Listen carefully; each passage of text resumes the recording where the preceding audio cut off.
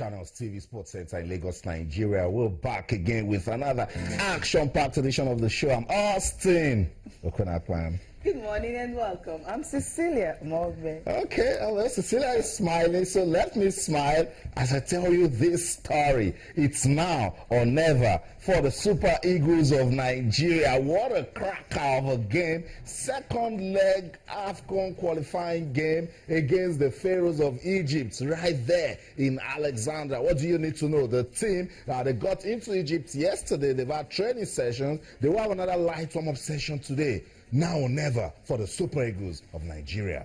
Okay, and of course, you have one team already out of the Nations Cup qualifier. Talking about Equatorial Guinea, they are out of the tournament. The first team to be eliminated. So for the Super Eagles, they know what to do. Just win, win, and win. Option A, B, C. Wow. All right, straight to what happened in Miami, in Florida. Of course, these two big stars are out of the tournament. For Serena Williams, she was seeking her 9th title at Miami, and of course for Andy Murray was actually gunning for a 3rd one, but at the end of the day, both of them are out of the tournament. Big upset.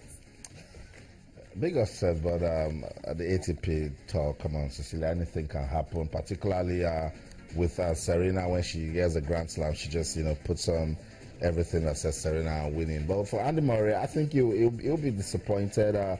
He lost to Grigor Dimitrov in the 3rd round.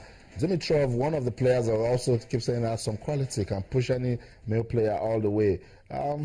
But again, when you're playing against a star who has been to the finals 3 times in the last 4 years and have won the tournament twice, I was thinking Andy Murray will have the better hand of this one, because if you check his history with Miami, I mean, he has a home there. That's where he usually practices, off-season and all that. Right. And even when he was coming to Miami, the wife and of course the daughter, they were all there, supporting him and all.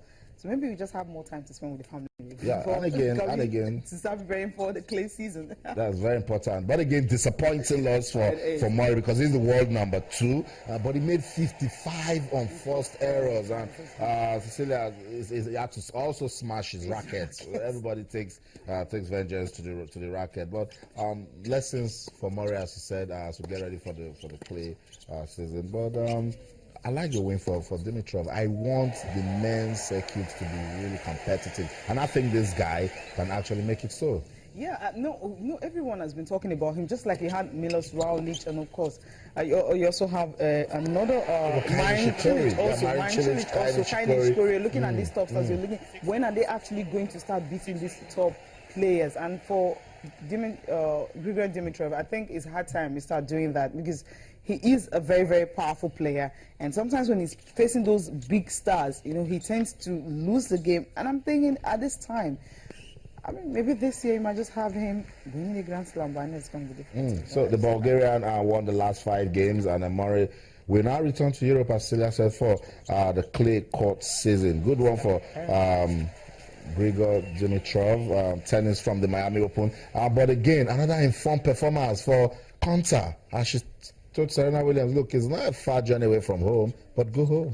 Yeah, definitely. But I mean, she too, she's out of the tournament, because at the end of the day, Simona Halep has to ensure that she is out of it. But for Serena Williams, Serena Kuznetsova, both of them have met several times. So I was thinking, okay, this is just going to be another win for her. But at the end of the day, 6-7, 6-1, 6-2. Wow. So I was like, what happened? Serena Kuznetsova was seeded 15th in the tournament. For you to know she has actually gone down the drain. This is someone who has won 2-3 Grand Slams before this time. Then for a while, I think injury sets in, so she wasn't really playing more ATP tour and all that. But coming and beating Serena Williams shows that Kuznetsova, you still really can't rule her out, not the age or anything. But for Serena, I was like, okay, what happened in the last tournament where she lost in the final? Victoria Azarenka, so I was like, okay, Wells. this is another one, and this is, Miami, more like her home. That's right. So you're thinking, okay, this is a place she hasn't lost since August 2012. Fantastic. She hasn't lost. I'm looking forward to winning the title for the 9th time.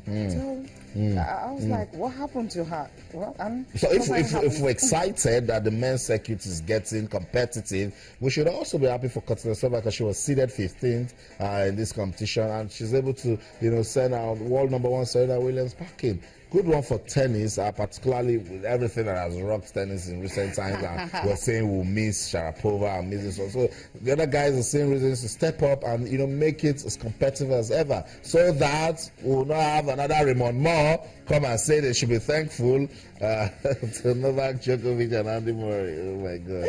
I think she wasn't the only one who left. The number 2 seeded player for the tournament, also talking about Agnieszka Radwanska. She was beaten by Temia, a Swiss player, Bashiski of Switzerland, 2-6, 6-4, 6-2. That was how that game also ended. Temia is seeded 19th for the tournament, so she lost out. So you have number 1 and number 2 out of Miami in the women's circuit. For the men, you still have the big boy. That's right. Talking about Novak Djokovic. Rafael Nadal pulled out because of, said he felt dizzy and all that. For health reasons, he had to pull out. And for Roger Federer, he had a stomach bug and he couldn't play his first game, so he pulled out. So I think it's all for, know what I'm talking about. I know, so Rafael for the Nadal, Joker to actually just get it. Rafael Nadal pulled out. When you start feeling dizzy, please stay off Meldonium.